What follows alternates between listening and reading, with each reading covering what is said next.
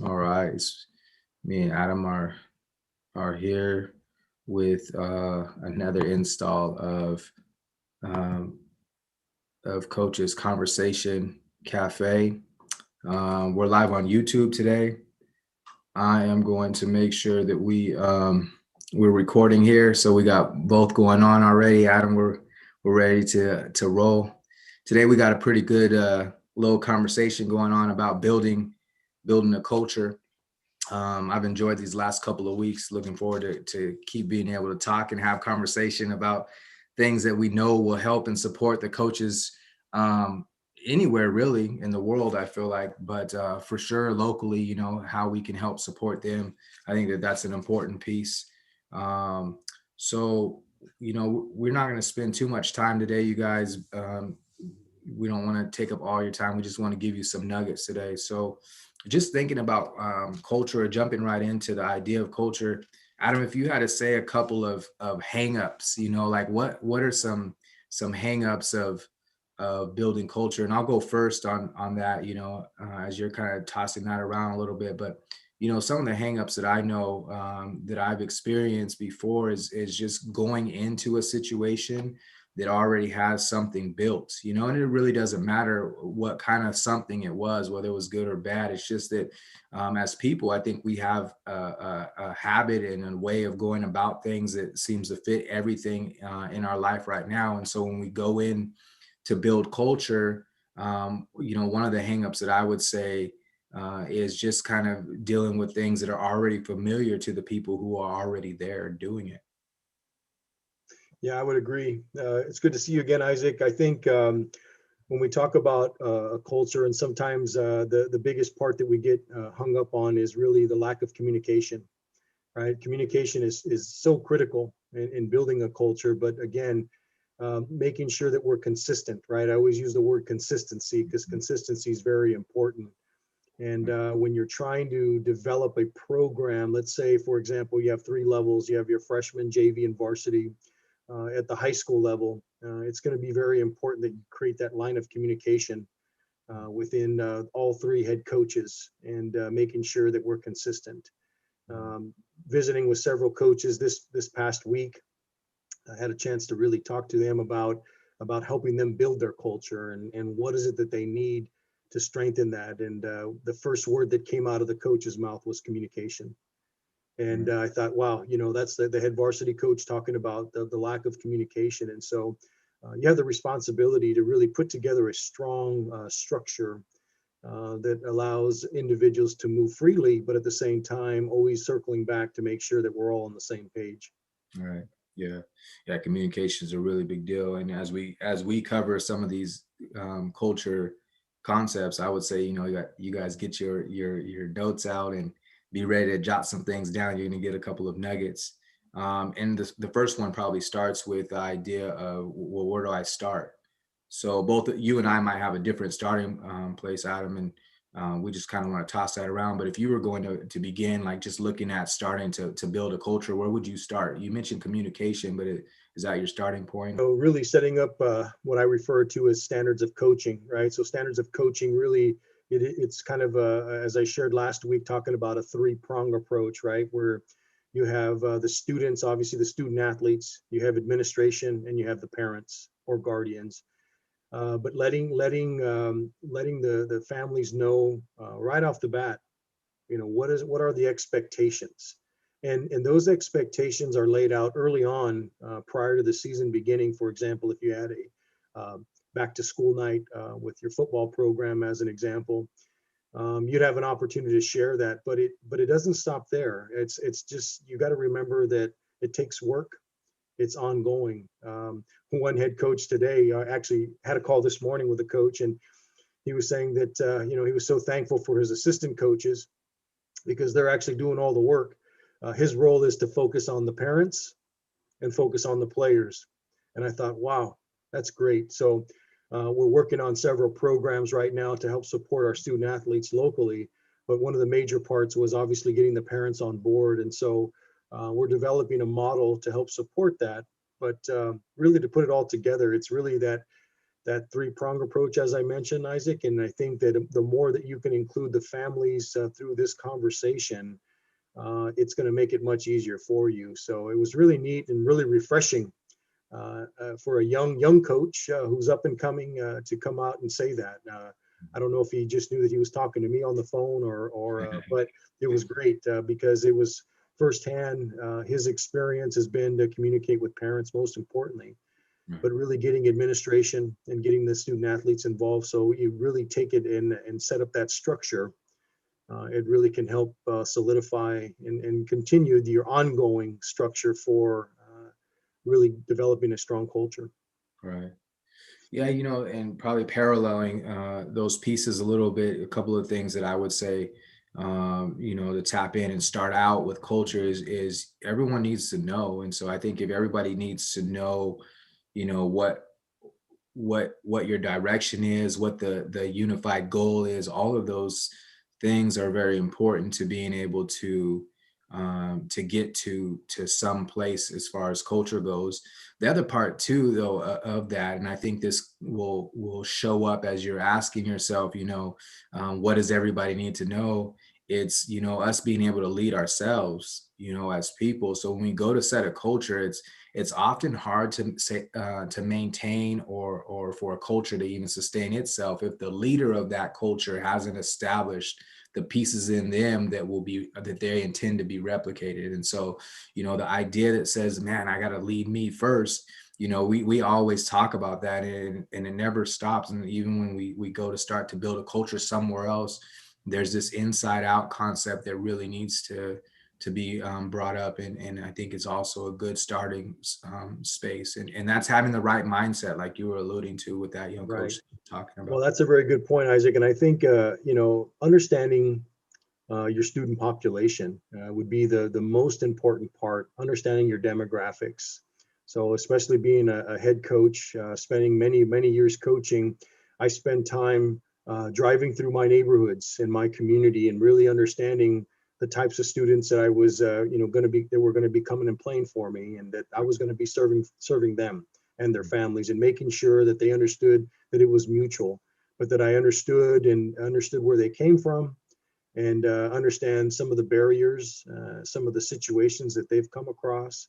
But that was my biggest part. And really, to put it all out there, is I end up having all of my assistant coaches doing the same thing. And many of them spend time understanding their players, understanding where they came from. And obviously, that creates a strong culture because the students know that you care above and beyond, understanding where they come from. Right. Yeah, as I was looking through this topic, there was a couple of um, things that I feel like we could break off into, and one of those things that we could definitely talk about on another day is the barriers to being able to get to that, because there's some of us, who have that natural ability to just go ahead and lead that way that sets up a culture, and there's others of us who have trouble really kind of establishing, man, I need to be a better version of myself, or what are the things that I need to install with my other coaches that are going to help. And so it's really an art whenever you have the ability to put those things together. So, Yeah, and it's evolving.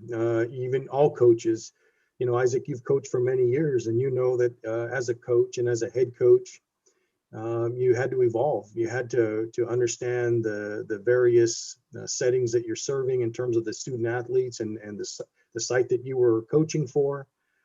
There's a lot of involvement, and when I talk about the evolution of coaching, it's not just about X's and O's.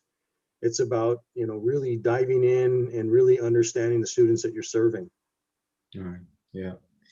Yeah. So if we had to talk about like what's the body of, building a culture. So we were talking about the beginning, what's maybe the first thing that we would do.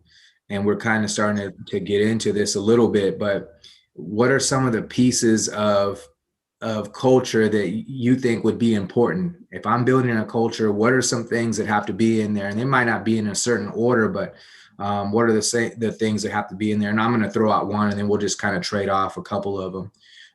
The one thing that I think is really important is how we do accountability. I feel like that could really shift culture a lot.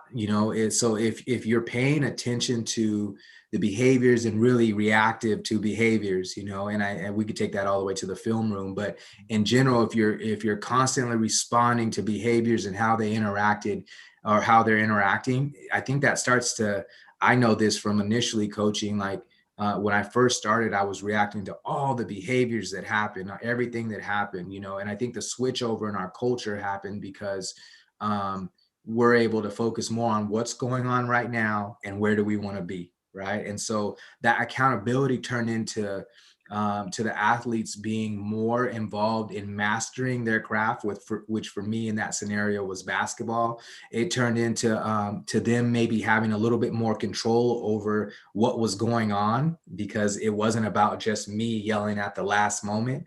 And then also, I think that there was more of a sense of belonging, right? And so that sense of belonging helped with our accountability pieces. And so the more that I think we can, you know, we have the right kind of components of accountability in there, I think that's a huge piece to building a good culture. Yeah, I would fully agree with that, Isaac. I think obviously accountability is a big part, but again, I always go back to communication. Mhm. Being consistent, communication is so important. I mean, it really goes hand in hand. You have to be able to communicate effectively with your staff, with your coaches, with your assistant coaches, communicate effectively, obviously, with your athletic director. Right. But really, what I really think about most importantly is being consistent with the players Mhm. and making sure that that accountability is across the board, Right. and looking at academics as one. For example, talk to athletic directors across our county and hear it all the time that, you know, students are really struggling under this COVID season, right? So we're struggling academically, where, you know, in some cases, one coach was saying that he has at least 25 of his players that are struggling academically, Mhm. and trying to figure out strategies and plans on how to support that. And one of the biggest parts that we talked about today was really focusing on communicating with the parents and communicating with the adult that's in the home, Mhm. and really bridging that gap there. But again, I can't, you know, that accountability has to include all parties, the student, the parent, administration, and your coaches. So it's really, you're building that culture by everybody being on the same page. Mhm. You can't treat one athlete different than the other. There has Mhm. to be some consistency there as well. Right. Yeah. Whenever you talk about communication, one of the things under that umbrella that I also think is an important trait of building a culture is the language that you speak. You know, and so the language that I speak in in that kind of atmosphere starts creating a whole different kind of energy, right? So not only obviously how I'm talking to my players is probably how they could start talking to themselves or doing the opposite, right? Or you know, going away, but there's a language that happens based on that. But then also we start understanding different things, and I think that even goes into like what we're going to do on the court or on the playing field, you know, like um, just being able to have this unified language about how we go about things, you know, and the more you can come up with keywords and key terms and fun terms and, you know, just a lot of kind of things. One of the things that I stole from Point Guard College, one of the the camps that I did for coaching a lot, or participated in, was being able to always be able to celebrate each other, right? So that became a part of our culture, where celebrations about the things that were going well, you know, that was something that happened a lot more frequently than anything else, you know. And so the idea that you would create buzzwords and those kinds of things is part of that communication piece, you know. It goes under that umbrella, but very unique and important to have in building a culture. Yeah, definitely. I always refer back to my time in coaching, and really emphasizing to all of the coaches, all the assistant coaches, to make sure that we're always checking in with our players. Mhm. Checking in take the first 3 minutes when you're in your own position and you're working on what we're installing for that week. Spend at least 3 minutes, 3 minutes to check in with all your players. And I know it doesn't seem like it's a lot, but 3 minutes can make a difference. Right. It makes a difference, and letting the student athlete know that you're interested and you care about what went on for them today, and how can we support them. Right. And I always go back to that because, again, these are the little nuggets that you refer to that oftentimes as coaches we tend to kind of forget because we're so concerned about what's going to happen either on Tuesday, Thursday, or Friday night. And so we forget the little things, and the little things that make a difference, especially with our younger athletes. And really, they want to know that you care about what's going on with them today and right now, as you mentioned. But I always refer to that check-in time is, really it could be 3 to 5 minutes. And I know sometimes in your position, you only get like maybe 10 minutes of individual time. So you got to be quick, but just checking in with your players. And even if it means that you're checking in with them before practice, that would be great as well. But just, spend that extra time to do that because it'll make a difference. Yeah. Especially those, they're logged times. So, even if you only had 30 seconds to check in and you did it, Right. at the end of the season, if you're doing that every day, that's a huge difference. I remember Great seeing point. a study on, this is a little bit different, but a similar concept. There was a study done that the Spurs, when they were doing their national or their championship run, they had more touches, meaning like congratulations, like good job with each other, than any other team.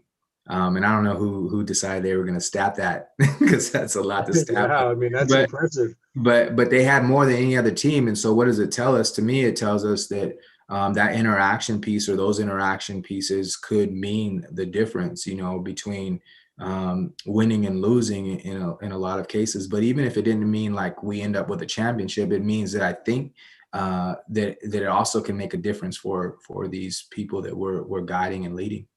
Yeah, that is such a great point, and I'd love to hear that story. I think, for us, we can't just assume either that everybody knows how to celebrate, right? So it starts with you. It starts with you as the head coach, Right. making sure that all your coaches are all on the same page. And again, we can't use that assume word too much, but you can't just assume that everybody knows how to celebrate. So you have to teach that and make that part of your culture, because I love it when you can celebrate.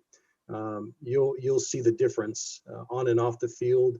You're building that culture by spending that time and doing that. Yeah. All right. Well, we're getting close to the end here, but I kind of want to finish up with, what's some things that we actually, use in our ideas to be able to develop culture. And maybe it was something that we did with the team, or maybe it was just a, overall practice that, I always think that if you can turn culture into habits, things that you always do, then it probably is helpful, and it makes it kind of a normal thing. But what's something that we actually have done in our past, or even seen that we really liked, about culture? So I'll go first on that, just kind of looking at and giving ideas for what to do actually to build culture. And so one of the things that we had on a weekly basis.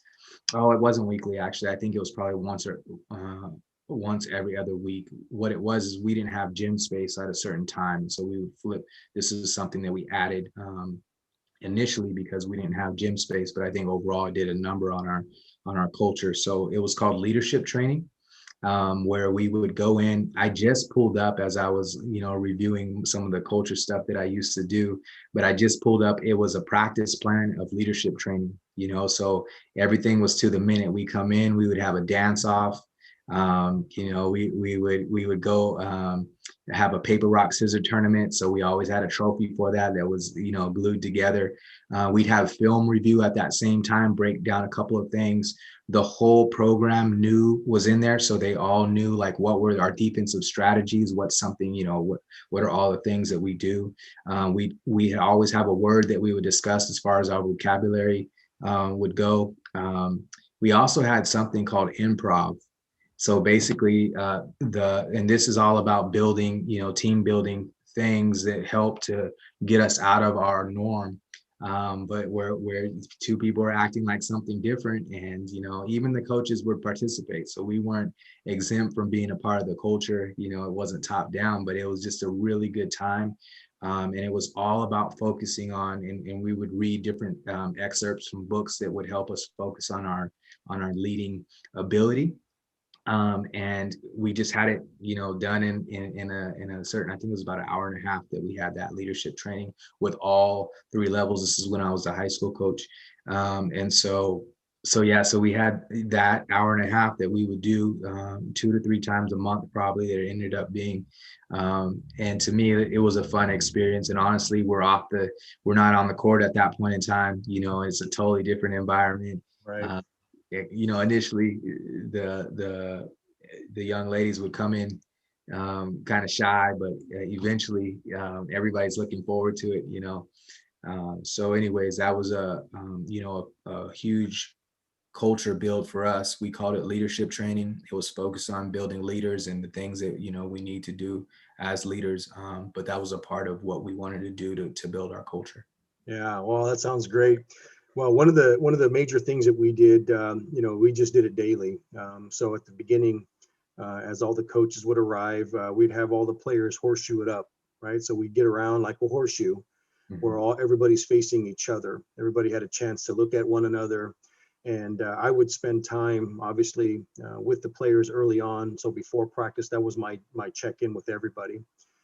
We would have a position coach share their check-in for today, but then we'd have a player check-in, and they would check in and share. They could share 2 or 3 things that went well for them today, and then they'd have a chance to share something they needed support with. And then once they would share that, of course, everybody wanted to get up and share. After a while, everybody wanted to stand up, and we wouldn't use the entire time for that, obviously, because that's looking at 40 plus players. And so then they would have a chance to select somebody. So, but part of being in the horseshoe, everybody has to be on the right knee. Everybody has to be looking at each other. Nobody's looking down. Everybody's straight ahead. And it really built a culture for us. And so that would happen before practice. That would happen after practice. That would happen before a game, and it would happen after a game. And it just gave us a chance to continue. And the players really enjoyed that opportunity because they got a chance to share. And especially, it's about wins sometimes and losses, of course. But when we would win, they would love to horseshoe it up because they wanted to share what their experience was like on the field that night. And it worked out really well. And again, it goes back to what you mentioned about that culture.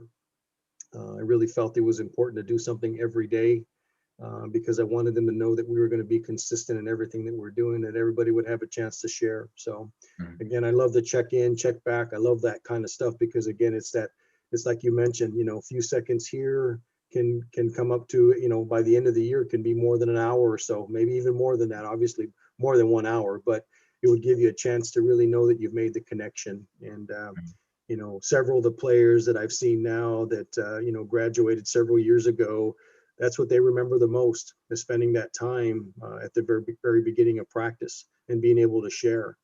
And at first, not everybody wanted to share, but after a while, you start selecting a few, and then they have good things to share. Now everybody wants to share, and it really helped build that culture within our program. But most importantly, we were hearing a lot of great things, and especially for those students who were needing additional support, they could share that. Right. And then obviously as a position coach, they would have a chance to talk to their player. And then if I needed to get involved, then I could do that as well. So it was just really a form of check-in to make sure that they had a really good day. Mm-hmm. Yeah, I love that. I love that. We all need to have conversation. We all need to have conversation. And so what we're looking for a lot of times is the opportunity to do that, and so for you to set out that time, I think kind of, obviously it bleeds into the right kind of culture experience. Right. So, all right, perfect. And you want it to be fun. That's the biggest part, is you want all this to be fun. At the end of the day, you want the coaches and the players to always feel like, gosh, they look forward to it. And you as a head coach have that responsibility to really set that foundation early. And again, as I mentioned at the very beginning, being consistent is critical. Right. Yeah, and during this time, we talked about the COVID experience last week, but during this time, I feel like we definitely have to get, creative. For both those scenarios of the horseshoe and leadership training, those are things that can be done virtually. If we can set them up and just be a little bit creative. Anybody who's wanting to know from, how we think that you might implement that, feel free to reach out to Adam or I, and we will be more than willing to help you convert that over to a virtual experience. All right. So I always say I'm not going to keep too much of your guys' time, but I appreciate you guys spending the time with us. This goes up on the Apple podcast, and then it also goes up on what's the other one? Spotify. So it'll be up on both.